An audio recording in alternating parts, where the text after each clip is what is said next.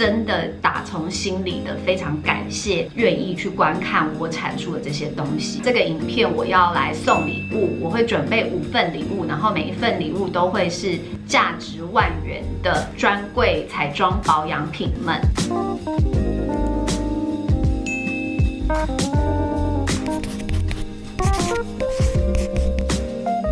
嗨，大家好，我是 Nancy。今天的影片呢，应该算是特别节目嘛，因为呢，我的 YouTube 订阅终于破20万了，我超级开心。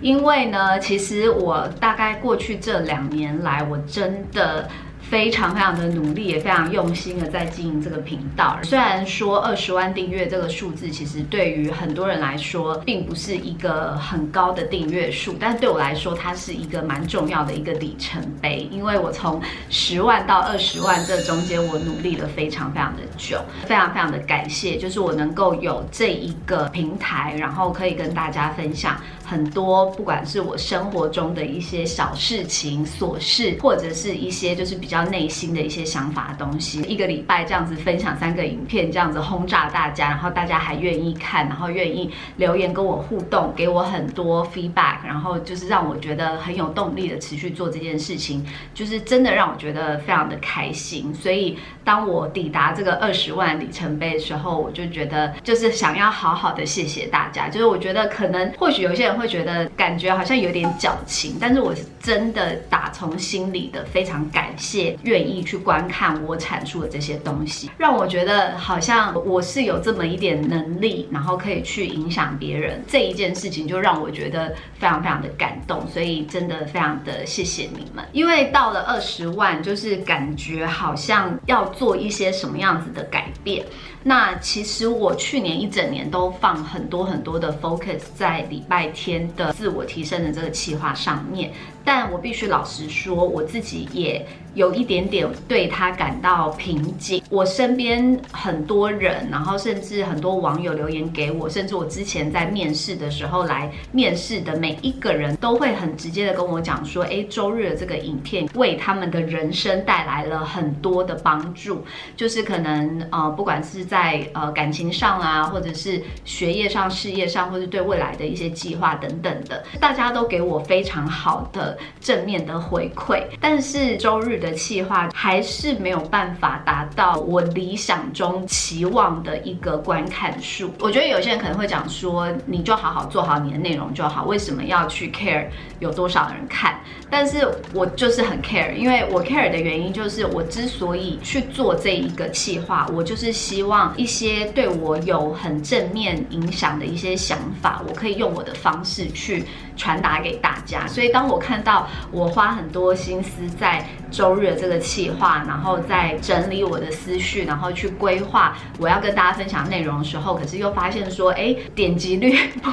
跟其他的一些比较娱乐性质的影片落差蛮大的时候，我是真的会觉得有一点点的挫败。我可以理解，可能很多人就是其实看 YouTube 就只是想要一些比较轻松的内容嘛，就是这个我也理解，因为我自己看 YouTube 我也都是看，比如说康熙来了或者什么，你知道，就是把它当做一个节目在看，可能不会有这么多人想要看那种好像很心灵鸡汤或者是比较严肃的一些话题。但是这个又是我很想要做的，然后也是我为我自己带来很大成就感的一个企划，所以我很想要把它做得很好，然后我也花很多心思去做，然后结果发现愿意给我反馈的人都是给我非常正面的反馈，可是观看数就是又不够高，然后我就觉得真的很想要可以让多一点人看见周日的这个企划。我还是会持续的做，然后我还是会尝试不同的方式，可能不同的主题或是不同的呈现方式，让更多人看到，然后让更多人觉得可以从中学到一些什么。所以如果你们有任何的建议，都可以在下面留言给我，拜托你们就是多多跟我互动，然后多留言给我，告诉我你们希望我分享什么主题。我有发现一件事情，就是我的网友们好像都是属于比较内敛型，不太爱跟我聊天啊、互动啊什么的。我就在想说，也有可能是我个人的原因，可能我给人家感觉就是觉得好像也不会回留言，但是我其实都会回。如果你有追踪我，就是比如说 Instagram 或是 Facebook， 就是其实我私讯每一篇我都会回，贴文下面的留言我也都会尽量回，就基本上有问题的我都会回啦。Anyways， 我只是想说，就是20万订阅之后，我还是会很认真、很努力的去分享更多元的内容，期许我自己可以把周日的这个企划做得再更好。好，然后呢，因为我想要诱惑大家，就是给我多一些互动跟 feedback。所以呢，这个影片我要来送礼物，我会准备5份礼物，然后每一份礼物都会是价值1万元的专柜彩妆保养品们。我希望你们可以在下面留言告诉我，就是最喜欢我影片什么地方，然后最不喜欢我影片什么地方，就是觉得我需要改进的部分，要认真回答。我觉得我一定会每一个讯息都会去看，然后我想要知道就是为什么会想要订阅我的频道，一个礼拜看我3次，在这边跟大家讲话，然后我的影片我的产出觉得要怎么做才会再更好。那因为我有在 Instagram 上面就是跟大家很兴奋分享我订阅破20万这件事情，就有网友说希望我可以做一个 Q&A， 那我就收集了一些网友的问题们，比较轻松的跟大家一起庆祝我到达20万这个里程碑。好，那我现在就是直接就是滑过去，就是顺着网友问的问题顺序来回复，那我就不特别筛选。首先第一题就是，请问 Nancy 跟 Cyrus 的老板娘是亲姐妹吗？长得很像双胞胎。这个真的非常非常多人说，然后我老实说，我们2个互看都不觉得我们跟对方长得像，但是因为身边实在太多人讲，我们不是亲姐妹，我们是从小学3年级就认识到现在的好朋友。可能我们的五官真的有一些地方是蛮类似的，因为我记得我小的时候就曾经拿过他的照片给我妈看，然后我妈以为那是我。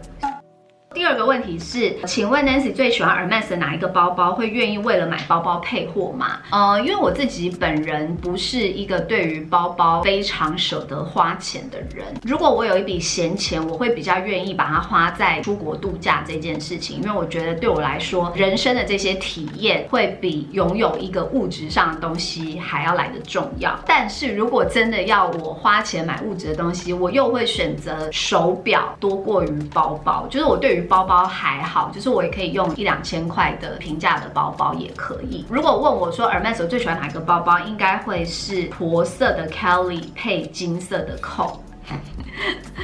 明明说没有很爱包包，结果你知道想得超仔细。好，然后有人问说，生2个小孩是人生的计划吗？其实我跟 Mike 从以前一直都觉得说，人生中应该要有2个小孩，只是我们没有去算好说结婚几年要生第1胎，然后第1胎跟第2胎要隔多久，我们没有去算这些东西。我们是结婚好像过3年才生小孩，然后我们就是觉得说，好像时间差不多了，但是你要是硬说一个时间点，好像也没有特定。我们就是结婚，然后享受2人世界，过了一段时间就觉得说，好像可以开始来试试看。第1胎好像大概试了，就是没有避孕，大概9个月左右才怀孕。原本生第1胎之前，我很天真的想说，我就是要接连着生，然后就是一次痛苦。但我生完第1个小孩之后，就觉得天哪，要连着生也太累了，所以就一直延后。所以我们2胎其实差了4岁半，其实是有一点点多，但是我觉得也还好，因为我不想要为了生小孩而去生小孩，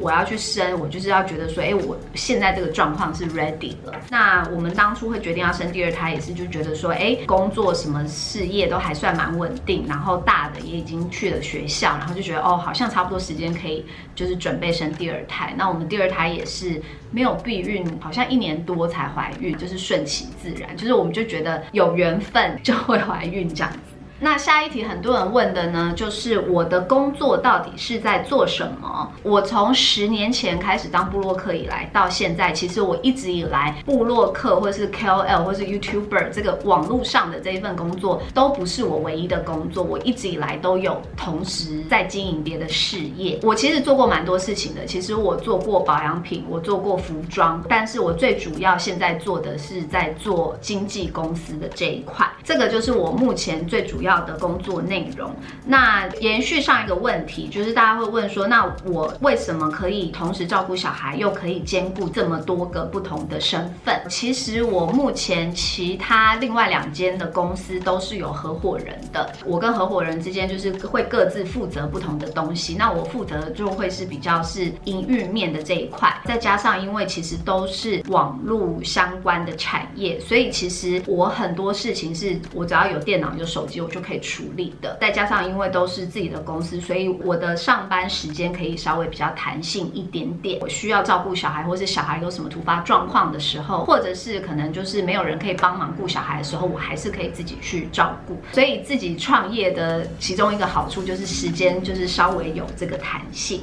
接下来呢，下一题是跟小孩相关的，就是 Tristan 会开始吃弟弟的醋了吗？ Tristan 他其实很爱他的弟弟，就是每次只要弟弟在旁边这样哇哇哇哇哇，然后他就会立刻就是从很远的地方冲过来，然后就这样摸弟弟的头，就说哦弟弟不要哭啊什么的。他其实就是还蛮疼爱他的，但是自从小可送回家之后，Tristan 就会变得比较需要我们的 attention， 就是以前他可能都可以自己玩啊，然后自己去画画干嘛，他现在都会希望我们去陪着他。他从6个月就自己睡自己的房间，可是他最近就是会半夜就会突然跑过来我们房间要跟我们一起睡。所以我觉得他的吃醋不是就是去攻击弟弟的那一种，但是会比较希望我们可以多陪伴他，那我们也就是都会尽量的满足他这样。然后有人问说，我2个小孩的英文名字跟中文名字是怎么取的？我先讲英文名字，英文名字就是很随性，就是我跟 Mike， 然后2个人有时候可能就是看电影啊，或者是看书啊，或者是反正到处看。还没怀孕之前，我们就有的时候看到就是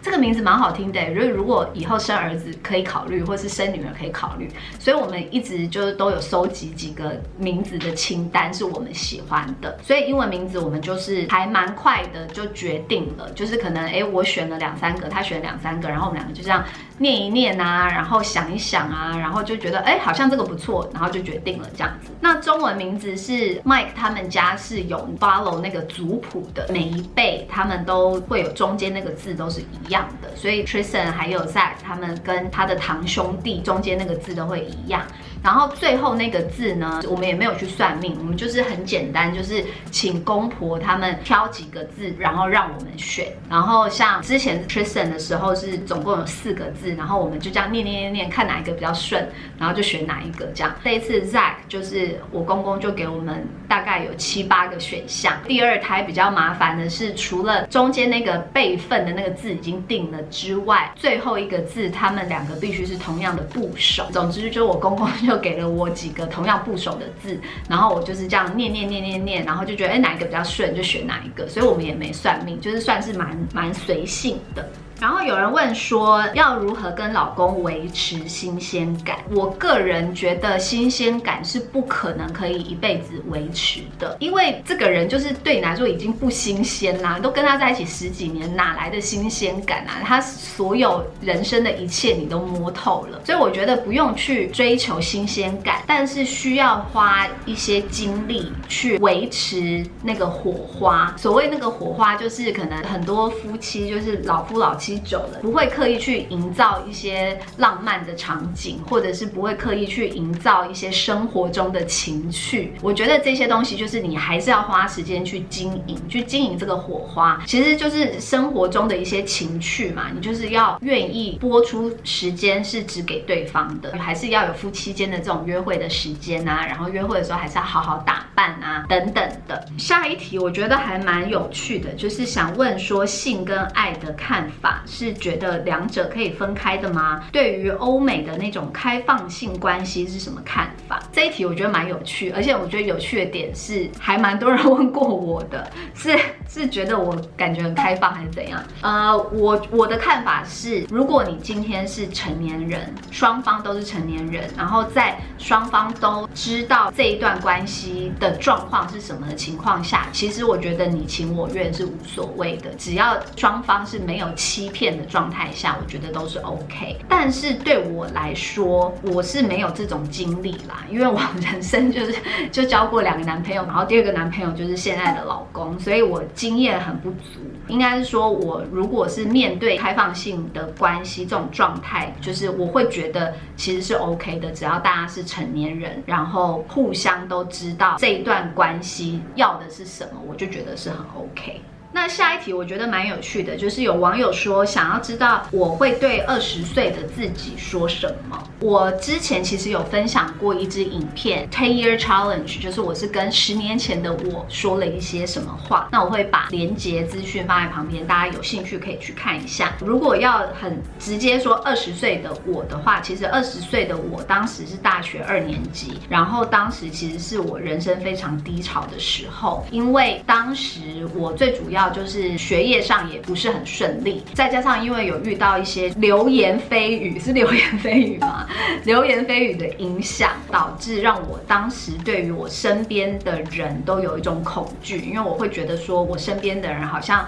都是人前人后两个样子，人前跟我好像很好，然后背后就是一直在说一些不是真实的事情，然后让我在那个当下其实是处于非常非常的低落，甚至就是会觉得自己很糟糕。我不知道有没有忧郁症，因为我不知道忧郁症，可是我当下极度的没有自信，没有自信到说我在家里拿一块布把我家里唯一的一面镜子这样罩住的那一种，就是我就是不想要看到我自己，就是可能很多人会觉得说哦，没有想到 Nancy 也曾经经历过这些，但是就是总而言之就是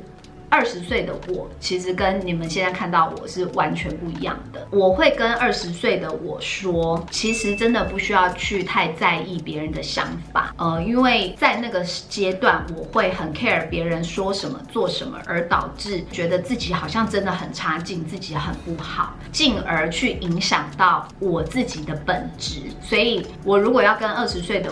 我应该就会讲说，不要去听别人口中的自己，因为你自己是怎么样只有自己清楚。对，怎么突然有一点沉重了起来？然后第二件事情我想讲的应该就会是，其实在我们的每一个阶段，你都会很容易觉得哦，自己其实已经心态啊各方面都非常的成熟了，然后觉得好像对于自己每一件事情都可以负责任，然后都很知道自己要什么做什么。但是其实当你进入到下一个阶段再回头看的时候，你就会觉得说哇，之前真的还蛮天真的，就是怎么会觉得说 you got everything figured out 这样子。所以我觉得20岁就是还是在一个人生摸索的阶段，很多事情都可以多多尝试，然后不要把什么事情说死。我会对20岁的自己说这2件事情。下一题算是比较因应时事，请问 Nancy 会看老公的手机吗？我在很年轻的时候，就是我们刚交往，当时20几岁，还算是年轻少女的时候，偶尔也会看手机。因为那时候我们是远距离恋爱，所以其实还是会有一些那样子的不安全感。我就是会趁他睡觉的时候，就是偷看一下手机，看有没有什么陌生的电话号码之类的。但是后来就是在一起久了，然后再加上年纪比较大，其实现在真的不会去看手机耶。可是最近看完那个夫妻的世界，然后再加上那个罗志祥的新闻，就觉得该不会老公有另外一只手机吧？对，但我自己本身是不会去看啦，就是可能偶尔，如果说他在我旁边，然后手机放在桌上，电话响，我会瞄一下哦是谁打来这样，但我不会去翻他的手机。然后下一题呢，就是有人问说会不会有机会可以办见面会？其实我今年还蛮想要规划这件事情的，因为透过荧幕跟大家分享这些东西，其实还是有一个距离感的存在。而且其实见过我本人的人，大多数的人都说，其实我本人很好聊，我本人其实没有那个距离感，荧幕上给人家感觉好像比较讨人厌，其实我本人是还蛮好相处的哦。对，所以我在想说，好像今年是如果有机会的话，其实可以办一个那种比较轻松的小型的，可能就是20个人类似这样子的见面会，可以跟大家聊一聊。所以如果这个是你们觉得有兴趣的，也可以留言让我知道。OK， 好，那20万订阅的 Q&A 就很快速的到这里为止。那别忘了就是在下面留言给我，告诉我你最喜欢跟最不喜欢我的频道的原因。然后我真的很希望可以听听你们的意见，然后我会随机抽出5个送出礼物给大家。还是别忘了订阅我的频道，你知道，最后的 slogan 还是要讲，别忘了订阅我的频道，每周2、4跟礼拜天晚上的9点都会更新新的影片。那我们下次见喽，拜拜。